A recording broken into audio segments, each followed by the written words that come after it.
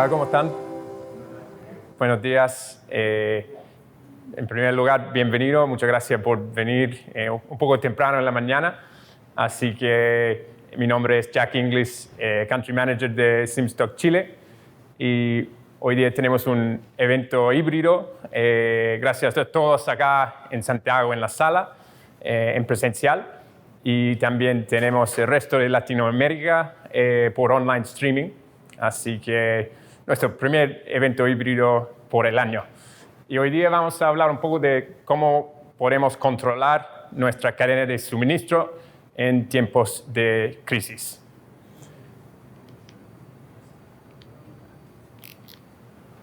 La agenda de hoy día, voy a darles una breve introducción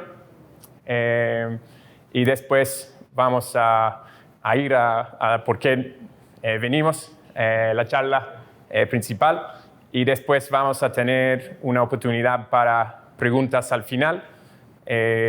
Para la gente que está por online streaming, tenemos Álvaro Villarroel, nuestro consultor senior que tiene mucha experiencia en la cadena de suministro. Álvaro está presente online para contestar sus preguntas, y para la gente acá en Santiago se podría hacer preguntas al final de la presentación. ¿Ya?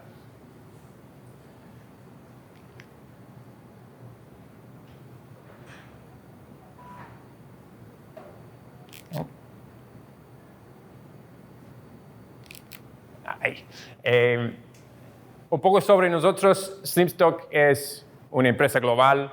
Llevamos casi 30 años en el mercado y es una empresa global pero con una pasión local. Así que hoy en día tenemos más de 1.200 clientes y algo importante para nosotros es construir relaciones de largo plazo. Así que por eso estamos orgullosos de nuestra tasa de retención de 96% y tenemos más de 300 expertos trabajando alrededor del mundo. En términos de los clientes, tenemos clientes en varios rubros, en varios países, así que hemos visto algunos desafíos claramente durante la pandemia y ahora hay el doble golpe de la guerra en Ucrania. Así que tenemos nuestros clientes que están experimentando demandas un poco más erráticas, pero con también ventas que están superando antes de la pandemia. Así que importante que Slimstock esté acá ayudando a nuestros clientes y estamos acá a largo plazo. Perdón.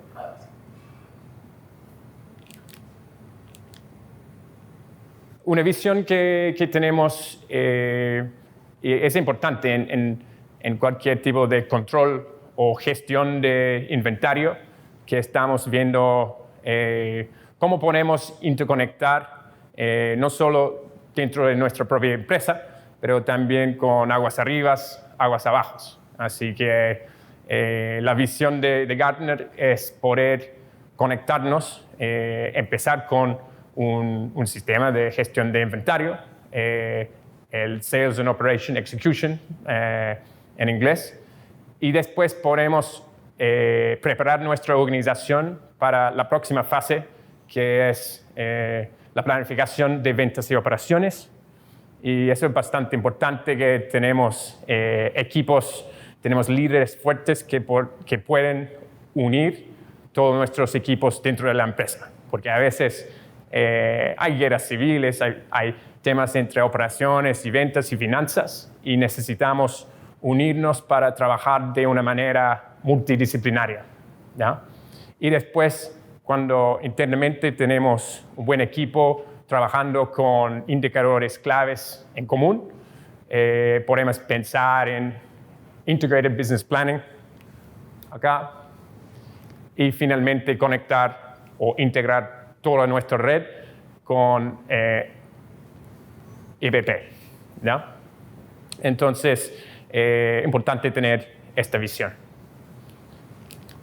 Pero hoy día queremos analizar dónde estamos en la cadena de suministro y, en primer lugar, analizar el primer golpe de la pandemia. Y lo que hemos visto es que el año pasado siempre había un tema con los contenedores en el lugar incorrecto, ¿ya? Entonces, en la ruta de Asia hacia Estados Unidos y Europa, los contenedores estaban llegando y no tenían cómo que volver, ¿ya?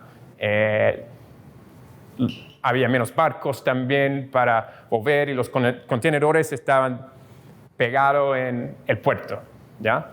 Y también cambiamos un poco nuestra manera de comprar. Estábamos gastando más dinero online y por eso era mucho más difícil. La demanda subió y no había suministro.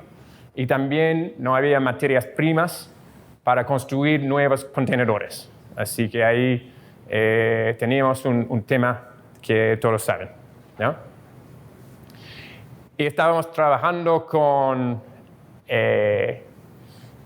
turnos éticos y solo servicios esenciales como en puertos. Los puertos quedaban abiertos, pero no había gente para trabajar. Entonces, o la gente o los empleados tenían COVID, se contagiaron o tenían miedo de contagiarse, y ahí había un tema para conseguir personal.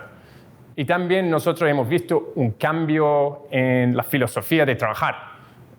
No podemos solo echar la culpa a los millennials, también gente de todas las edades decidieron que quizás el trabajo significa algo diferente, quizás quiero flexibilidad, quizás quiero teletrabajo.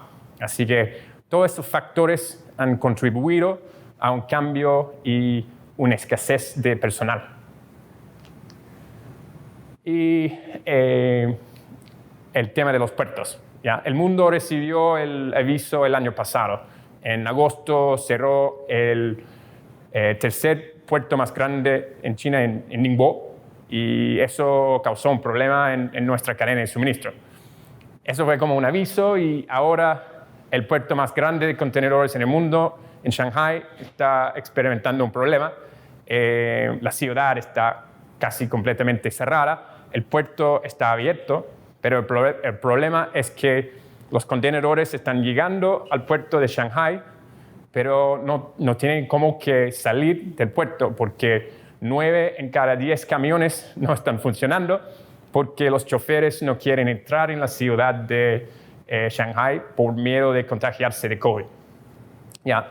Y también al revés, hay bodegas con contenedores llenos en otra parte de China que no pueden llegar al puerto porque no tienen camiones para llegar, ¿ya?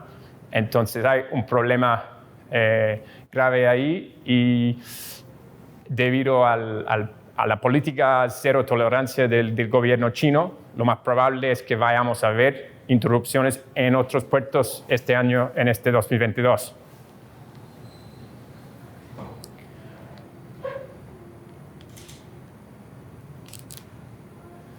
Entonces, eso es un poco el contexto, y después este año, claramente, como todos saben, Rusia tomó la decisión de invadir a Ucrania, y ahora los precios de combustible se elevan, y claramente como está experimentando Europa cuando dice que vamos a poner sanciones en Rusia, que está suministrando mucho del gas, 35-40% del gas a Europa, es más difícil. Entonces, los precios suben porque hay más demanda, menos suministro, y otros jugadores, por ejemplo, en Medio Oriente o Estados Unidos, solo tienen disponibilidad para sus mercados y no quieren liberar para el mercado. Así que combustible mucho más caro, y significa un replanteamiento en la estrategia de supply chain, ¿ya? Entonces, por ejemplo, Ucrania está tratando de exportar su trigo a África del Norte y Medio Oriente, pero no puede salir del puerto de Odessa porque los rusos están bloqueando los puertos. Así que La ruta tradicional, también la ruta de Asia a Estados Unidos y Europa, hay que repensarlo y es otro desafío para nuestra cadena de suministro. En términos del sector agroalimentario, un fuerte impacto también la guerra en Ucrania. Ucrania es el exportador más grande del mundo en aceite de girasol, así que su producción y la capacidad de exportar ha reducido muchísimo. También mencioné trigo, centeno también. Ha sido algo muy difícil por esos mercados. Y algo más cerca a nuestro corazón acá en Latinoamérica, el tema de los fertilizantes, impactando fuertemente el alza de precio en Brasil, Argentina. De hecho, estuve en Perú hace 2 semanas y había un cuarentena en Perú por ese tema de aumento de precios de fertilizantes. Así que algo que está afectándonos en Latinoamérica directamente. Y los conectores. Un punto de escasez antes, los semiconductores del mercado no había durante la pandemia y ahora muy difícil conseguir los semiconductores, los chips para celulares, computadores, autos, porque ¿dónde están las materias primas? En paladio y neón. ¿Y quiénes son algunos de los más grandes exportadores de paladio y neón? Ucrania y Rusia. Así que ahí podemos esperar lead times muy elevados, lead times muy elevados por el resto de este 2022. Entonces, ese es un poco el contexto de la charla. Ahora quiero presentar a Marcelo Cejudo. Marcelo es nuestro Delivery Manager y está acá, tiene mucha experiencia en la cadena de suministro. Así que, Marcelo, muchas gracias. Gracias, Jack. Hola, ¿qué tal? Buenos días. Gusto ver caras nuevas, también otros ya más conocidos. ¿Ah? Qué bueno volver a la presencialidad de a poco. Entonces, bueno, lo que me convoca a hablarles sobre cómo controlar la cadena de suministro en tiempos de crisis. Yo creo que el mensaje ya quedó más que claro, que estamos navegando aguas turbulentas, que no está siendo fácil llevar la cadena de suministro, está siendo bien estresante en muchos casos, con mucha incertidumbre. Pero podemos hacer ciertas cosas, o más bien nos tenemos que preparar y cambiar la forma de trabajar para poder llevar esto a buen puerto. Entonces, primero que todo, nosotros acuñamos 3 pilares fundamentales que nos pueden ayudar a ordenar un poco la casa y a poder tomar un poco el control de las cadenas de suministro, o por lo menos jugar un poquito sobre seguro, mirando hacia adelante, ya que no sabemos cómo se viene, si va a empeorar o no el tema de la guerra, el mismo tema de la pandemia. Ya perdí la cuenta de cuántas cepas de COVID han aparecido, no sé si irán a aparecer más. No me esperaba que confinaran China, yo pensé que de aquí ya venían bajadas, no sé qué va a pasar en el invierno, etc. Entonces, a raíz de esto, uno de los pilares importantes donde nos tenemos que enfocar es la gestión del surtido. ¿Ya? Cómo ir jugando un poquito con el portafolio de productos e ir flexibilizando también a medida que va cambiando nuestro escenario en el fondo. Y para ello, vamos a ver, importante primero enfocarnos en política de inventario, ciclo de vida del producto y segmentación del surtido. Ahí están como las 3 claves para que tengamos nuestra gestión de surtido controlada. Luego, otro de los grandes pilares es el demand planning, y en el demand planning tendríamos construir un forecast primero que todo, luego la gestión sobre la excepción de estos forecasts y la estacionalidad de la demanda como último punto, ¿ya? Y el tercer pilar, supply planning, construir un stock óptimo primero que todo para luego establecer algunas estrategias de stock y acciones tácticas que me permitan ir navegando en estos tiempos aciagos, por decirlo de algún modo. Entremos un poquito en detalle en cada uno de estos pilares. A ver si es que el control me acompaña. Vamos a hablar de gestión de surtido primero. Como política de inventario, siempre hay una gran interrogante dentro de la cadena de suministro, que es cómo resolver este clásico tema del decoupling point dónde voy a tener stock dentro de toda mi cadena y dónde no, ¿ya? Hoy en día cobra vital importancia eso, ¿ya? Y para ello nosotros diseñamos una matriz de decisión que le llamamos Stocking Index, y esta matriz de decisión nos permite automatizar en cierta medida esta decisión de qué sí tiene que ser made to stock y qué made to order, que tengo que estoquearlo continuamente y que mejor lo compro y lo mantengo a pedido, ¿ya? En esta matriz se pueden definir una serie de criterios, por ejemplo, número de ventas diarias, facturación, margen, etcétera. Ese es el primer paso, y luego tenemos que darle un peso o una puntuación a cada una de estas variables. Y aquí el primer detalle importante: la suma de los pesos tiene que dar 100%, ¿ya? Luego hay que establecer un límite o un objetivo de medición por cada uno de estos criterios. Por ejemplo, número de ventas diarias, más de 2 al día, margen bruto, más de un 20%, y si se fijan, pueden ser variables cuantitativas o cualitativas también. Tenemos algunas quali, como por ejemplo si el artículo es estratégico o no, o si está dentro de mi top 50 de proveedores más importantes.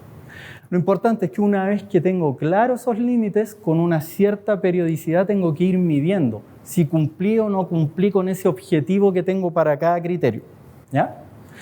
Y una vez que lo voy midiendo, esto es binario. Si cumplo, asigno la puntuación o el peso, y si no cumplo, no asigno nada. Por ejemplo, en el primer caso, número de ventas diarias, el límite mayor a 2 por día, no vendí, no asigno ningún puntaje. Pero en el margen bruto, por ejemplo, mayor al 20%, obtuve un 35%, asigno el peso de 10 del margen bruto. Voy criterio por criterio haciendo esta evaluación y tengo un score final, que en este caso es 55. Y luego puedo establecer una tabla con distintos criterios de corte. Entre 50 y 100 lo dejo como si stock. Entre 30 y 49 no estoy seguro a definir, tengo que darle una vuelta adicional, y entre 0 y 29 como no stock. Esto es por combinación material-ubicación, ¿ya? Entonces hay herramientas potentes. De hecho, en SlimStock, como lo diseñamos, obviamente tenemos un módulo que permite ayudar con este tipo de decisiones, pero también se puede emular, no sé, los Excel lovers lo entenderán, todo se puede emular en Excel también, ¿ya? Aquí lo importante es mostrarles que existen algunos criterios de decisión que pueden ayudar a esto. E inclusive se pueden definir reglas que pisen la resultante de esto. Me pasó con un cliente spare part automotriz, que ellos están ocupando esta matriz, no voy a decir quién es, pero están ocupando la matriz, y tienen como regla que los parabrisas, pese a que me puede dar si stock, los manejan a pedido, porque son artículos delicados que no los van a estar metiendo dentro del flujo continuo hacia los dealers, así que eso lo manejan como no stock. Entonces, esa regla pisa la resultante de esto. Una vez que tenemos claro todo el tema de esta matriz, es importante destacar que la última palabra idealmente la debiese tener el área comercial. En todas las compañías el área comercial es la que define qué comercializamos, qué no, en qué punto, etc. Operaciones, supply puede ayudar con esto, ideal que comercial lo hiciera también, pero en caso que no tengan ni la gente ni la capacidad para hacerlo, operaciones puede ayudar en esto, pero comercial hace el final check. Luego, otro de los puntos importantes, el ciclo de vida del producto, como dice ahí la definición, es la evolución de mis ventas a lo largo del tiempo. Yo voy a tener productos que pueden partir como avión, llegan a un ciclo de madurez y después empiezan a pasar en el tiempo, y dependiendo de dónde esté parado en el ciclo de vida del producto, hay distintas acciones que se pueden tomar. Si ustedes se fijan, en la etapa de madurez es donde todos solemos poner nuestro foco. Ahí están las vaquitas lecheras, los productos que me están haciendo ganar dinero, los que rotan, se mueven continuamente, y pongo toda mi atención ahí. Pero hay otras fases que son igualmente importantes.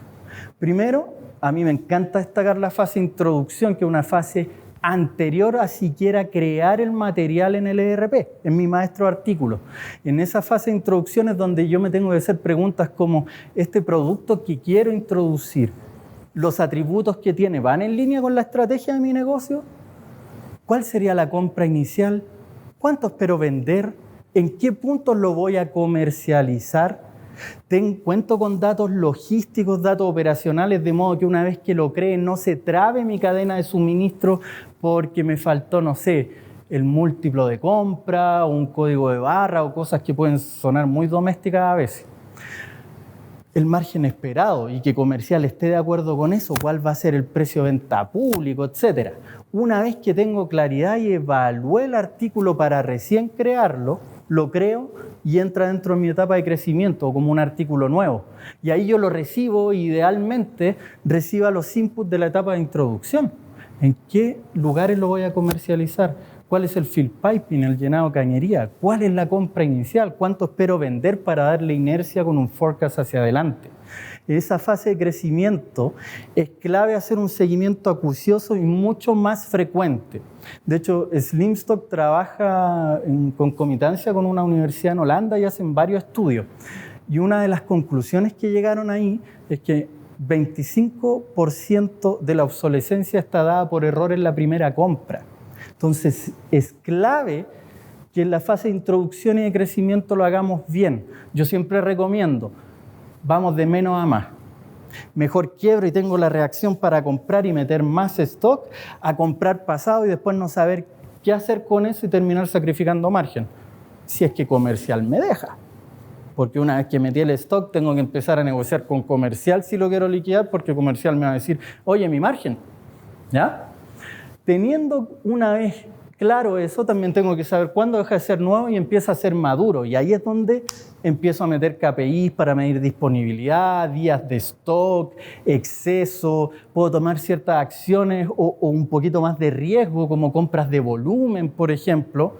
Hoy en día, con toda esta incertidumbre que les comentaba Jack, yo creo que convendremos todos en que las compañías están dejando un poquito de lado esa tendencia a optimizar el inventario y llevándose a estoquear un poco más, diciendo, ¿sabes qué? Al final de cuentas, sí, quiero optimizar, pero el que tiene el inventario es el que vende.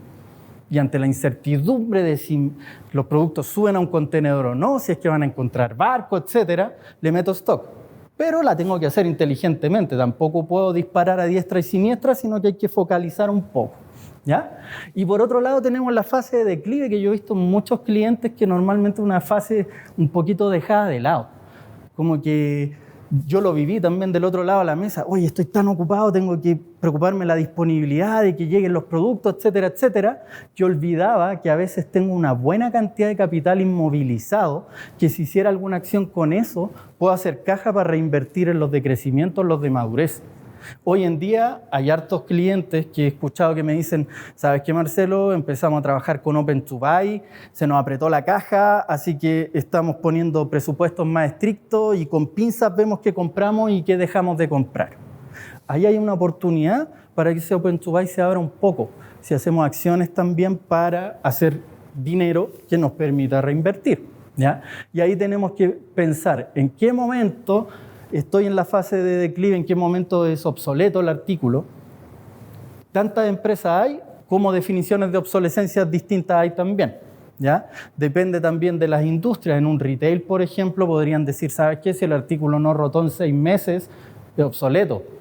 Pero en una minera, yo me encontré años atrás con una minera que yo le dije, oye, ese artículo, haz algo, no rota hace 3 años, ese artículo es obsoleto. Me dijo, no, porque por las horas de uso de ese artículo yo lo tengo que tener, porque dura mucho. Pero si me llega a fallar, el lead time de ese artículo es 1 año y medio, vale $750,000 y si me llega a fallar se me para la línea productiva, así que no es obsoleto. De hecho, tengo que tener un stock de seguridad apartado para que mi operación no pare. Va a depender de la industria, nuevamente. Definir en qué momento vamos a reemplazar un artículo por otro, si podemos hacer promociones, devolver al proveedor, etc. Hay múltiples mecanismos o acciones que podemos hacer para eso. Una vez que tenemos dominado el ciclo de vida del producto, vendría cómo segmentar nuestro portafolio de productos aún más. Y ahí nosotros, bueno, algunos ya nos conocen más, siempre recomendamos construir un ABC. Y aquí les voy a mostrar los pasos para construir un ABC con un Excel, por ejemplo, en primera instancia, en donde primero tengo que extraer los datos en función de algún criterio con un cierto periodo. Por ejemplo, podría sacar el último año de ventas por SKU y definir, quizá quiero hacer un ABC solo por unidades vendidas, o tal vez hacer el P por Q y combinarlo con el margen de contribución, porque me interesa ordenar en función de lo que más me hace ganar dinero a lo que menos me hace ganar dinero. Lo podría hacer en función de líneas de pedido, donde tengo más recurrencia en facturas o no. Con eso puedo identificar qué productos vienen mis clientes a buscar, cuáles son los tractores que tiran el tren de mi venta, ¿ya? O a precio de costo, etc. Tenemos múltiples variables con las que podemos combinar. Una vez que sacamos la muestra de datos, tenemos que calcular el peso que tiene cada SKU con respecto al total de la muestra. Y ahí, sumamente importante destacar, me ha pasado con clientes, voy a citar a este cliente Spare Parts, que no son ustedes por si acaso, chicos, a este cliente Spare Parts, que cuando le pregunté, oye, ¿cómo van a calcular el ABC? ¿Lo hacen a nivel compañía o entran a un grupo más acotado? No, a nivel compañía. O sea, recordemos que el ABC al final lo que hace es rankear de más importancia a menos importancia. Entonces, o sea, estás metiendo dentro del saco para este cálculo los parabrisas con los filtros aceite, con el filtro de aire, con repuestos de motor, con culatas, con bandejas, que son artículos que tienen naturalezas distintas, movimientos distintos. Es más, nos podemos encontrar en industrias como esa que hay product manager que se encargan de cada línea de negocio, y claro, el PM que ve los filtros está feliz porque sus artículos son A, pero el que ve productos que marginan más pero son de baja rotación, si meto todo adentro del mismo saco, los condeno a que sean C y ese PM no va a estar muy feliz, ¿ya? Entonces, ideal buscar un grupo homogéneo de artículos sobre el cual hacer múltiples análisis ABC, ¿ya? Así, peras con peras, lechuga con lechuga, carne con carne, cada cosa compite dentro de su grupo, ¿ya? Una vez que calculamos el peso, tenemos que ordenar de mayor a menor sacando el peso acumulado de estas variables, de modo de que podamos segmentar en función de, por ejemplo, el primer 80% de las ventas va a ser A, el 15% que le sigue B y el último 5% C. Y luego puedo repetir este paso con otra variable más. ¿Por qué hago ese comentario? Existe un caso, por ejemplo, una empresa de construcción que ocupa una silicona para instalar estos vidrios, para poder pegar los vidrios. Resulta que la silicona es súper barata, entonces si hago un ABC a costo, por ejemplo, lo más probable es que esa silicona sea C, ¿ya? Pero si lo hago por líneas de pedido, resulta que la silicona la necesito para instalar todos los vidrios, así que consumo un montón de silicona. Entonces, ¿qué variable puedo ocupar? Nosotros proponemos que se pueden combinar dos variables, de modo de tratar de buscar un punto medio en función de estas dos variables. De este modo podemos tener un ABC por ventas, por ejemplo, con su criterio de corte, el 70% de las ventas es A, el 20% que le sigue B, el último 10 C. Podemos tener otro por líneas de pedido, por ejemplo, lo que está más presente en facturas o boletas se lleva el 70% acumulado líneas, después el 20%, después el 10%, y puedo combinar estas dos para obtener una matriz de 3x3 resultante, o un ABC combinado. Nosotros le llamamos XYZ para diferenciar que son dos variables distintas. Y si se fijan, bajo este constructo, el primer cuadrante, mis AX, ahí tengo el 70%, en este ejemplo, tengo el 70% de mi venta y de mis líneas de pedido en ese grupito de artículos. Ahí es donde tengo que poner el foco. Más hoy en día en tiempos de incertidumbre. Ahí es donde puedo estoquearme más, ¿ya? Y los CZ, por otro lado, que es lo que menos aporta en venta, menos aporta en línea de pedido, ahí está marcado en anaranjado también, porque también es importante abordarlo. Quizás ahí tengo que aplicar estas decisiones de pasarlo a no stock. Sobre todo en este tiempo, tal vez reducir mi surtido. Obviamente dependiendo de cuál es mi estrategia de negocio. Si soy un especialista en algo, estoy perdido. Tengo que tener un surtido amplio porque mis clientes vienen a mí porque saben que yo lo voy a tener. Pero si fuese mi estrategia como yo soy el que vende más barato, normalmente tengo sustitutos, si me falta algo llevarán otra cosa, productos más comoditizados. Todo va a depender de la estrategia, ¿ya? Pero aquí fácilmente puedo ver dónde tengo que poner el foco, por un lado, y por otro lado, Me ha pasado, no sé si ustedes se sentirán identificados, pero muchas veces a clientes les preguntaba, ¿qué nivel de servicio objetivo utilizan para calcular stock de seguridad? No calculamos stock de seguridad. Ya, pero ¿qué nivel de servicio persiguen? Ocupaban el número mágico, 95%. 95%. ¿Y para todo parejo? Sí, para todo parejo. Si ya sabemos qué productos son más importantes y cuáles menos, podemos diferenciar nuestra inversión y poner más dinero en lo que es importante para nosotros, por ende un stock de seguridad más alto, y poner menos dinero en lo que aporta más al negocio. Entonces aquí ya le empezamos a meter un poquito más de inteligencia a la segmentación del surtido. Fuera del foco que le podemos dar, también podemos diferenciar en la inversión. ¿Ya? Y el control me condena. Ahí está. Ahora que diferenciamos, por ejemplo, en función de dos variables, podría inclusive agrupar y decir, ¿sabes qué? Le voy a dar un nivel de servicio más alto a artículos con baja desviación. Recordemos que en el cálculo del stock de seguridad, el nivel de servicio es una variable importante para ese cálculo, pero la desviación de la demanda también. Entonces, si tengo un artículo con alta desviación y le doy un alto nivel de servicio, voy a tener así un stock de seguridad. Entonces, ahí quizás yo podría combinar y decir, si hay alta desviación, un stock de seguridad más bajo. Si hay baja desviación, que es más estable, le puedo dar un stock de seguridad más alto y así también cuido o racionalizo un poquito mi inventario, sobre todo en estos tiempos de incertidumbre. ¿Ya? Bueno, vamos al pilar de Demand Planning.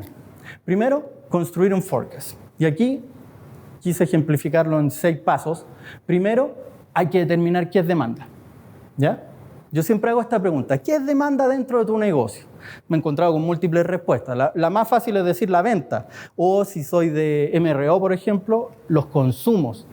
Pero hay otros que dicen, no, ¿sabes qué? Yo calculo la venta perdida y como yo quiero ver todo el potencial de mi negocio, mi demanda es venta más venta perdida.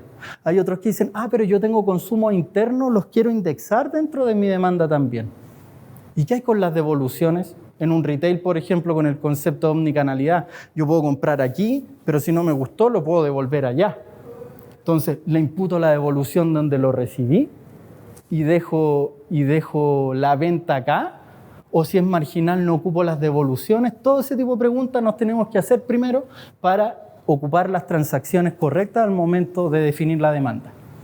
Una vez que tenemos eso claro, hay que elegir una base suficiente de datos. Nosotros recomendamos 2 años. Historia más vieja ya es marginal para el cálculo de un forecast.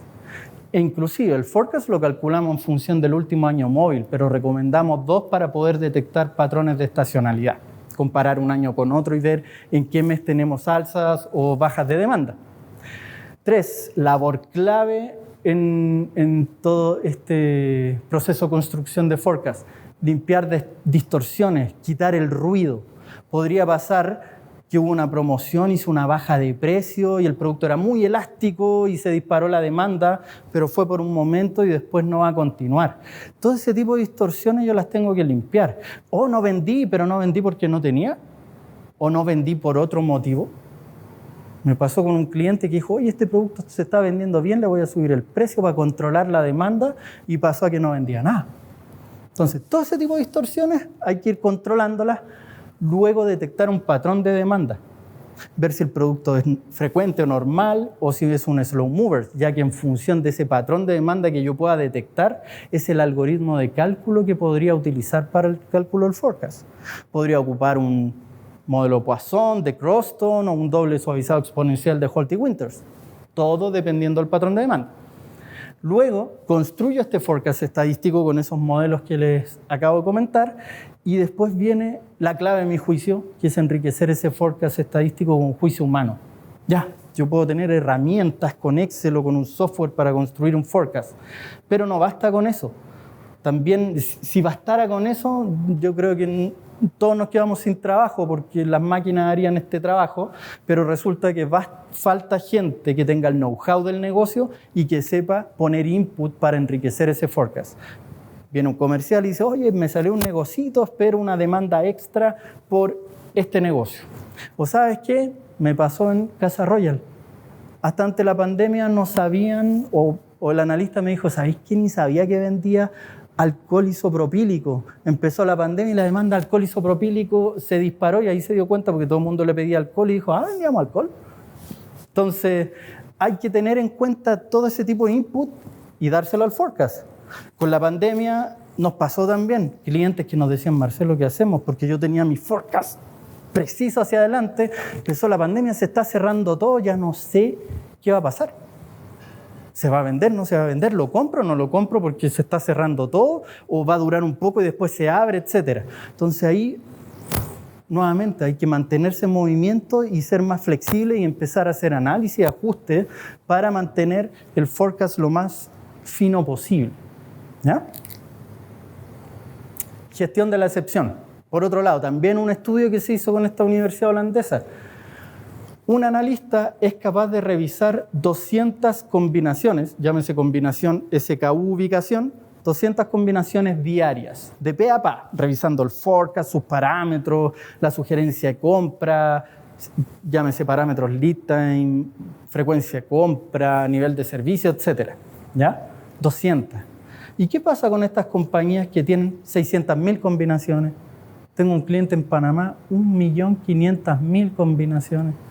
Si quisiera revisar todo eso, necesito un ejército de personas para poder verlo. No es necesario. Se puede hacer gestión por excepción. Comparar lo que estoy proyectando contra lo que realmente ocurrió y si le apunté dentro de un cierto rango, no hay excepción, no lo reviso y me voy o pongo el foco en los artículos en donde hubo desviaciones considerables en la demanda, ya sea a la alza o a la baja. Quizá aún puedan ser muchas. Las combino con mi ABC y digo, oye, si son tantas, voy a preocuparme de los AX primero, o de lo que contenga una A, y voy escalonadamente también, aprovechando que ya segmenté y sé dónde está lo importante. ¿Ya? Y aquí puedo tener distintos tipos de excepciones. Ver pique en demanda, pasado sobre la demanda media o por debajo de la demanda media. Si es que estructuralmente estoy viendo que la tendencia es elevada y se me está escapando el producto. Reconocer si la falta de venta fue por quiebre de stock o por otra cosa. Medir el error acumulado del forecast para saber si es que el forecast se me está siguiendo el incremento de crecimiento a la misma velocidad que se está dando o me estoy quedando atrás. Demanda elevada en el mes en curso, ir comparando la venta acumulada que llevo en el mes contra lo que tenía proyectado llevar vendido hasta ese periodo, como un warning para saber si tengo que ajustar o no mi forecast. Por último, estacionalidad de demanda. Como les comenté, teniendo 2 años de historia, podríamos detectar, por ejemplo, que vendo más en el invierno, quizá de calefactores, de calientacama, y que vendo menos en el verano. Y esos factores estacionales yo los puedo agregar como un factor multiplicativo a mi forecast con la debida antelación, de modo de inflar mi forecast porque estoy viendo que mi demanda va a subir y de bajar mi forecast cuando vea que mi demanda va a bajar. Inclusive podría afectar hasta el stock de seguridad también para que no sea plano, sino que siga ese mismo movimiento. ¿Ya? Con eso consigo un mejor ajuste. A mejor ajuste, menos desviación. Y a menor desviación, menor stock de seguridad a mantener. ¿Ya? Entonces está todo al final encadenado. Y así se luciría, por ejemplo, un artículo, ya sea con mucha historia o con poquita historia, que no tiene un perfil de estacionalidad, versus cuando se lo activo y el forecast adopta la forma de esta estacionalidad, consiguiendo un mejor ajuste al comportamiento de los datos. ¿Ya? Por último, supply planning. Y aquí hablar de stock óptimo, estrategia de stock y acciones tácticas. Entremos un poquito en detalle ahí. Primero con el stock óptimo. ¿Cómo construyo un stock óptimo? Me ha pasado esa pregunta. Oye, hablas de stock óptimo aquí que allá. Jack mostró una curva exponencial en que normalmente el ideal es que nos vayamos a esa curva exponencial, pero normalmente estamos lejos de ella. ¿Ya? Bueno, aquí hay tips para construir ese stock óptimo. Primero, tengo que calcular un stock de seguridad. Y ese stock de seguridad es una porción de inventario que está destinada para cubrir la variabilidad de la demanda y el lead time. ¿Ya? Hay fórmulas, sobre todo para cuando se distribuye normalmente, hay fórmulas que pueden pillar en Google, de hecho, de cómo se calcula el stock de seguridad. Luego, la frecuencia de compra, establecer el tiempo que transcurre entre que compro y que vuelvo a comprar. Idealmente tener un calendario de compra para ordenar un poquito mi flujo. He visto hartas compañías que dicen, no, yo compro una vez al mes, cada 15 días, todas las semanas, todos los días, va a depender obviamente. Luego, clave también y sobre todo en estos tiempos, el lead time, el tiempo que transcurre entre que pongo una orden de compra y tengo las mercancías disponibles para su uso. Clave en estos tiempos calcular ese lead time. Yo puedo tener un lead time teórico. ¿Sabes qué? No, si yo me demoro 30 días en llegar. Pero chuta, y ahora ayer hay pandemia. De un día para otro cerraron una ciudad completa o están cerrando puertos. ¿Va a seguir siendo el mismo lead time? ¿O ya tengo que empezar a pensar cuál es la desviación de mi lead time para indexarla dentro de mi stock de seguridad y así inflar mi stock un poquito para pasar este periodo de incertidumbre? Y por último, si yo quiero mi stock óptimo, digo, mi stock de seguridad más este inventario cíclico que es en función de mi forecast de venta, lo que espero vender en mi frecuencia de compra más mi lead time, eso construiría mi stock óptimo. Pensemos que mientras pasa tiempo entre que compro y vuelvo a comprar o que repongo y vuelvo a reponer, yo sigo vendiendo. Mientras pasa tiempo entre que puse la orden de compra y me llegó, yo sigo vendiendo. Entonces tengo que construir una capa de inventario para cubrir ese periodo, más el stock de seguridad me da un stock óptimo. Y luego puedo construir una sugerencia de compra comparando ese stock óptimo contra cómo estoy parado el día de hoy. El stock que tengo, lo que viene en camino, lo que debo. ¿Ya? Por otro lado, puedo aplicar o combinar distintas estrategias de stock. Puede ser por restricciones de proveedor, por ejemplo, o de mi negocio. Podría tener un modelo SQ. ¿Sabes qué? Voy a pedir cuando se me dé la gana, pero siempre en lotes fijos porque el proveedor produce un lote para mí exclusivo, no me va a producir menos ni más. Podría pasar el modelo SS, que yo creo que es más comúnmente conocido como de mínimo y máximo, ¿ya? Y ahí tengo momentos variables para pedir y tamaños variables también. Dependiendo del momento en que toco las cotas, me voy moviendo. Ahora, ese modelo de mínimo y máximo hay que ir actualizando porque esas cotas pueden irse moviendo en función de mi forecast, ¿ya? O modelo RS, ¿sabes qué? Establezco un calendario de compra, voy a comprar una vez por mes, lo informo dentro de mi modelo y voy a comprar lotes variables en la medida que lo vaya necesitando, ¿ya? O podría calcular EOQ para establecer el lote económico de compra y tener un lote fijo, pero para optimizar mis costos, ¿ya? Teniendo claro ese modelo, luego podríamos establecer algunas acciones tácticas. Por ejemplo, cambio política stock, muy ligado a esta matriz de stock index. Dependiendo de la coyuntura, ¿sabes qué? Se apretó la caja o hay problemas. Cambiemos la política de inventario en algunos artículos, retraigámoslo, dejémoslo como no stock y me enfoco en esto otro. Y así eficiento mi inversión en inventario. Alguna regla de stock estratégico. En la minería muy común ese concepto. ¿Sabes qué? Yo tengo un ABC de criticidad, donde A, si no lo tengo, se para la planta productiva. B, tengo líneas redundantes. Si no lo tengo, se para una línea, pero yo sigo produciendo. Produce una merma en la producción, pero no se detiene. C, no pasa nada si no lo tengo o hay sustitutos. Entonces, en un A, yo voy a colocar un colchoncito de stock, sobre todo si es un artículo como el que les explicaba, que quizás ni siquiera tengo historia de demanda. Pero si me llega a faltar, si el famoso señor Murphy se hace presente y me falta, me queda el descalabro, entonces tengo que colocar ahí una reglita que me permita tener un colchoncito, ¿ya? Crear liquidaciones de stock también. Si es que voy a trabajar, por ejemplo, con productos en declive o obsoletos, lo primero lo paso a no stock para cerrar la llave. Que no nos pase, pasó en un cliente tiempo atrás, hicieron hasta un catálogo con fotos, publicaron precios, todo, tenían claro lo obsoleto, empezaron a liquidar, pero el área de compra no tenía idea de esa actividad y salió a comprar a precio lleno lo que acababan de vender, en algunos casos hasta bajo el margen. Entonces ahí cierro la llave para no salir a comprar, defino en qué puntos voy a liquidar, por ejemplo, o si tengo que hacer un recall de inventario del centro de distribución para luego realocar en puntos estratégicos y empiezo a liquidar para hacer caja. Compras de volumen. No sé si a ustedes les pasará, pero en alguna industria a fin de mes suele haber una fila de proveedores que necesitan llegar a su meta y llegan a ofrecer descuentos a cambio de compras de volumen incremental. ¿ya? Hay que evaluarlas.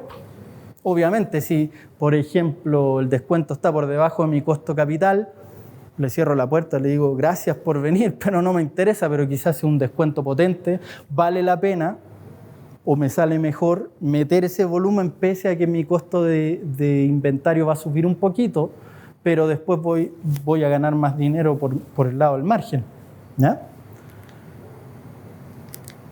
Sobre todo también detallar estas compras de volumen en estos tiempos de incertidumbre.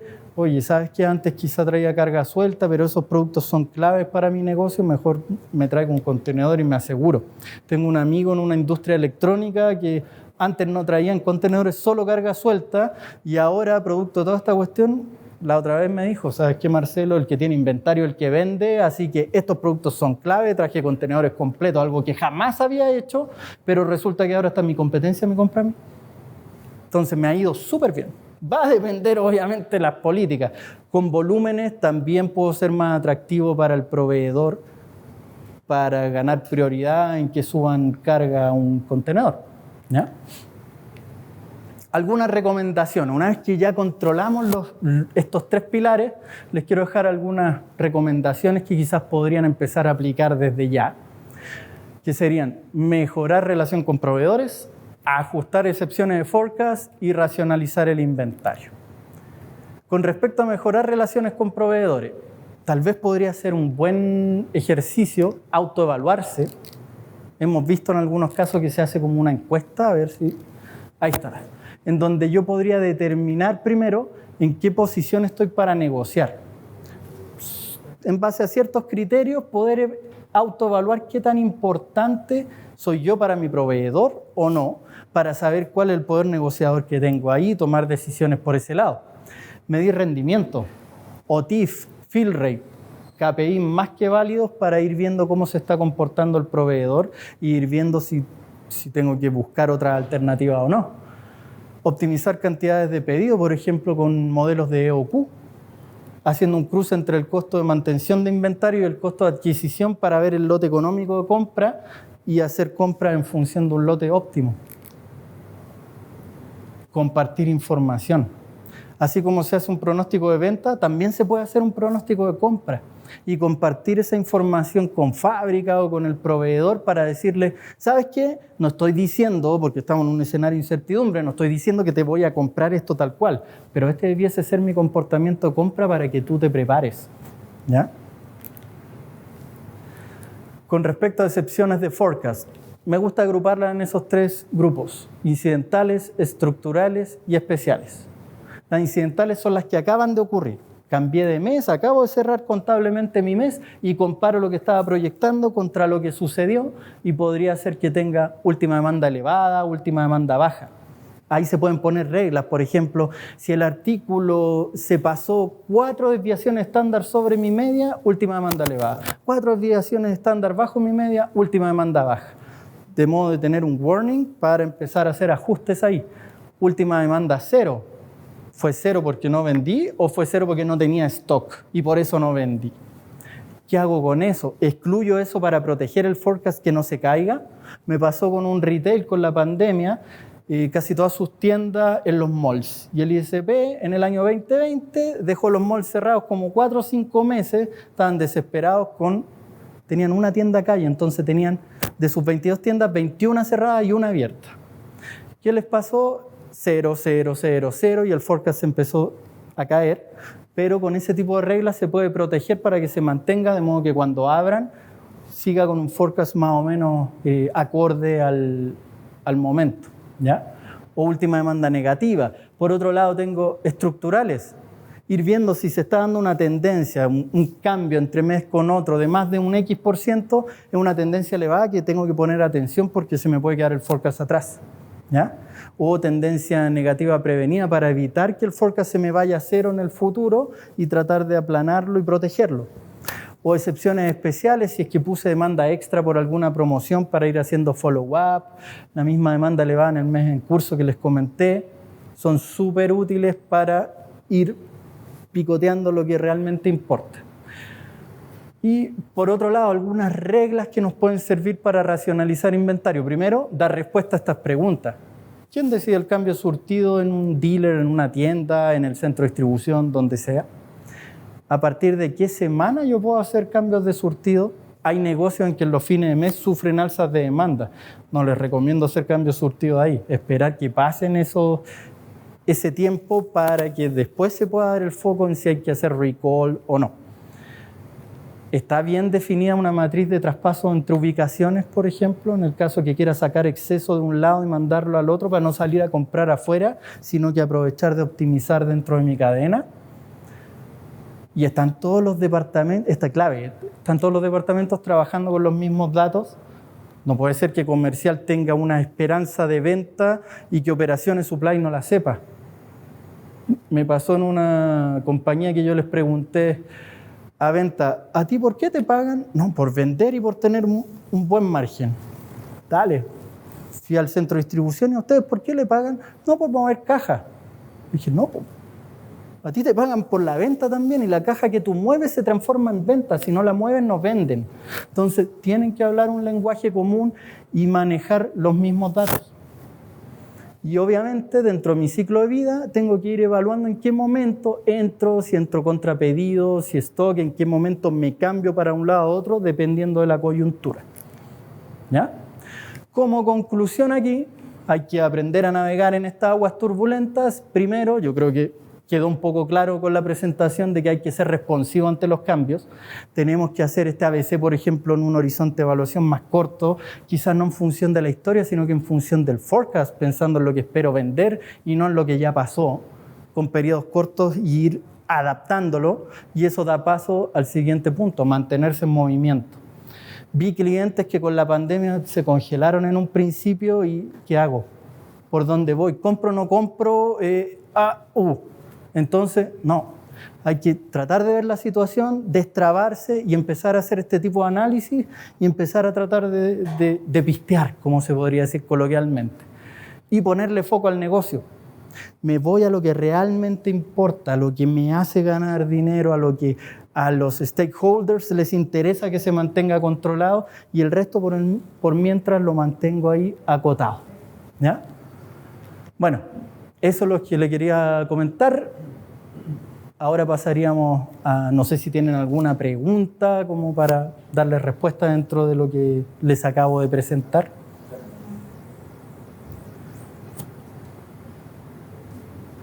Don Jack, bienvenido nuevamente. Gracias, Marcelo. Muy contundente la presentación, muchas gracias. Y de la parte de SlimStock, si ustedes tienen cualquier pregunta sobre un aspecto de la presentación, tenemos acá Verónica Valverde, que está presente hoy día, yo y también Javier Galindo, que está trabajando en Colombia. Así que, por favor, mándanos un correo o llámanos por teléfono. Y también tenemos un próximo evento, ¿cierto? En nuestro Inventory Management Day del año pasado hicimos una encuesta de qué ustedes quieren ver.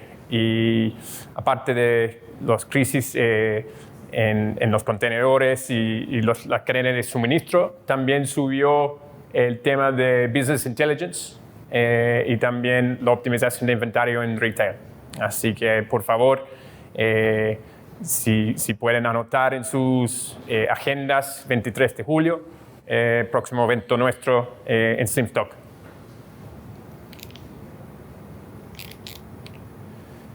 Ahora, si queremos abrir la plataforma al público para preguntas, Juan Pablo acá tiene un micrófono para la gente que está en Santiago en vivo. Por favor, ¿alguna pregunta para mí o para Marcelo? Hablen ahora, ok. Dale. Bueno, ¿se escucha? Uno de los puntos que hablaba Marcelo entonces y también conversaba ahí con Jack antes de la reunión es que toda esta teoría, si bien yo creo todos lo manejamos, entendemos cómo funciona, ¿cierto? Pero estamos viviendo tiempos que no tienen mucho que ver con esto. Quiero decir, hay una incertidumbre de suministro, de lead time, etcétera. Entonces, la pregunta es, ¿cuál es el punto, cómo encontrar el punto clave en que aumento mis parámetros para tener un mejor servicio, pero sin excederme, porque también, por más que suba mis parámetros, no voy a conseguir un mejor nivel, digamos, de suministro. Por mucho que aumente mis parámetros, mi proveedor no me va a enviar.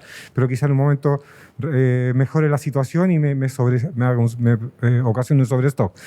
Claro, nadie quiere permanecer bajo nivel en parámetros bajos de manera de causar mucho quiebre, pero tampoco me puedo exceder. ¿Cuál es el punto? ¿Cómo encontrar el punto clave en que es el nivel adecuado? Y ahí ya sobre eso navegar y esperar a que la situación mejore. Mira, primero que todo, importante destacar, como les comenté en algunas de las slides, tenemos que indexar esta incertidumbre dentro de los cálculos que suelo hacer para salir a reaprovisionarse, ¿ya? Por ejemplo, clave, la desviación del lead time. Tengo que tener claro cuánto se está desviando para poder inflar un poquito mi stock y cubrir esa incertidumbre.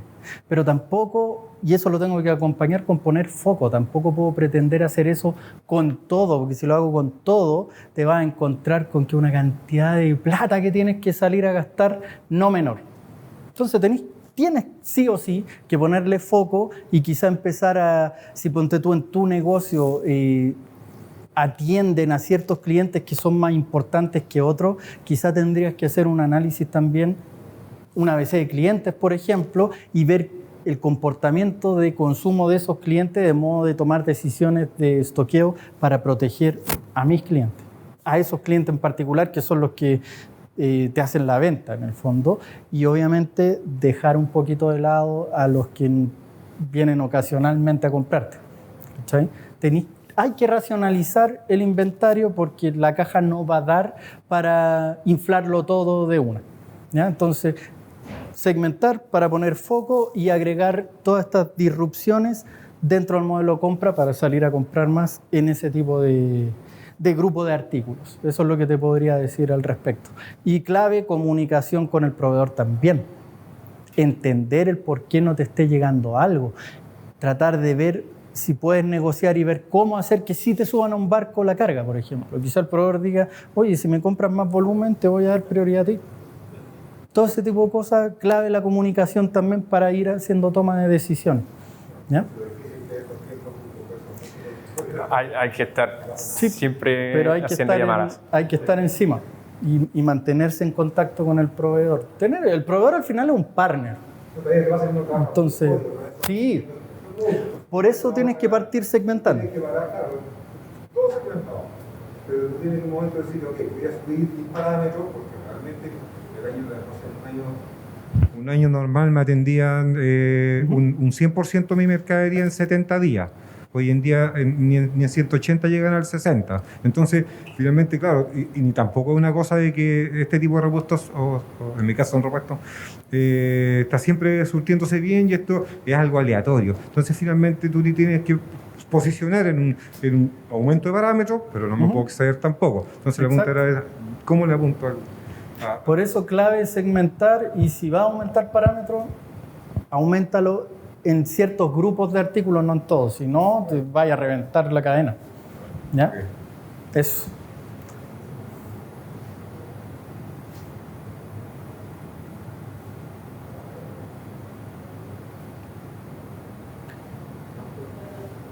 ¿Alguna otra pregunta?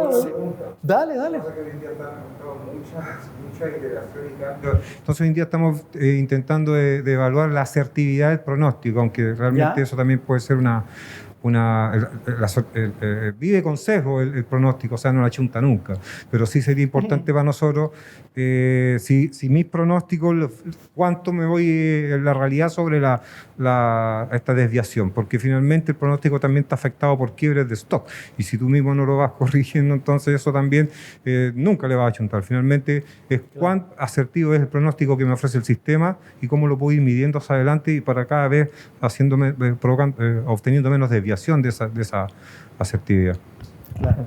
Bueno, ahí clave, primero que todo, antes de medir un MAPE, por ejemplo, que es como uno de los KPIs clásicos para poder medir desviaciones del forecast, antes tenemos que tener el forecast afinado para que ese MAPE mida contra ese forecast afinado. ¿Ya? Y luego puedes aplicar el MAPE o el BIAS. El MAPE te va a ayudar a medir cuánto se desvió tu forecast de la demanda real y el BIAS te ayuda a ver si se desvió por sobre o por debajo, o sea, si tu forecast está sobreestimado o subestimado. ¿Ya? Esa es la idea, digamos, ya de esa medición te va a ver el cliente, puede ver... Exactamente. Claro, pero obviamente hay que compararlo después contra la venta real. De hecho, en algunos clientes yo les digo, trata de medirlo con input comercial y sin input comercial también. Es clásico que de repente tú tienes un forecast y comercial dice, no, pero yo tengo mi propio forecast y le creo más a mi forecast. Entonces ahí se pone entretenido si se mide el MAPE tomando el forecast puro estadístico con esos juicios humanos versus el del comercial y tratar de ir midiendo y viendo cuál le acierta más y quedarse con el que acierta más, obviamente. Sí. Obviamente. Pero con exactamente lo que está pasando en el mundo, el forecast estadístico solo va a llegar a un punto y tienen que tener los inputs y llegar al forecast consensuado con la ayuda de ventas y marketing y todos los datos que están en el mundo. Está cambiándose demasiado rápido, así que llegar a un forecast consensuado es más importante que nunca. La relación que tiene uno con el stock, pero ese stock tiene un valor de pronóstico para cada cosa. Okay. No hay áreas de venta que participen en él. Casi una venta histórica y no sé, se incorporará una demanda cardíaca, no sé, pero finalmente tiene un valor de pronóstico. Ok, esto espero vender para el otro mes. Llega el otro mes, vendí eso, no lo he hecho usted. Esa medición ustedes la llevan como para poder decir, mira, que le está bien el pronóstico. Sí, nosotros podemos construir esa medición dependiendo del cliente. Ahora, ojo, siempre hay que involucrar al área comercial. Aquí no olvidemos que todas las áreas tienen que lograr sinergia y ahí es donde se empieza a acuñar el famoso concepto de SANOP o Sales and Operation Planning, en donde normalmente lo que se suele hacer es alguna reunión con una cierta periodicidad en donde se junta el área comercial con supply, con finanzas y empiezan a hacer, ya, tengo este forecast, yo espero vender esto y hay presupuesto para invertir, para tener la disponibilidad para que esa venta se haga. ¿Y cuáles son iniciativas de entrada de producto o de salida de producto? ¿Voy a abrir tiendas nuevas? ¿Voy a abrir un branch en otro país? Todo ese tipo de cosas son las que se empiezan a discutir en conjunto en estas operaciones de Sanofi. De hecho, en el tercer quarter de este año, muy probable, vamos a hacer un breakfast seminar de Sanofi porque estamos sacando una capa de Sanofi dentro de Slim 4, que es el software que comercializamos. Así que ahí JP les estará avisando y más que invitado a eso porque está re interesante y re potente. Ahí es donde ya podemos empezar a tangibilizar el budget de la compañía contra la proyección de venta que tengo hacia adelante, bajar por capas y empezar a sacar acciones tácticas para disminuir el gap entre el budget y lo que espero vender. Claro. Y lo vislumbramos, de hecho, en la parte que presenté con las 5 etapas de Gartner. SNOP es la tercera etapa. Así que ahí vamos a entrar un poco más detalle en un breakfast seminar adelante en el año. Así es. Bueno. Parece que la gente está listo para un sándwich caliente, así claro, que por lo menos los presentes. Por la gente online vamos a organizar algo, pero claro, muchísimas gracias de nuestra parte en SlimStock por la presencia de todos y queremos seguir con estos eventos streaming y también presencial híbrido, así que nos vemos de nuevo, ojalá en julio para el próximo evento. Muchísimas gracias.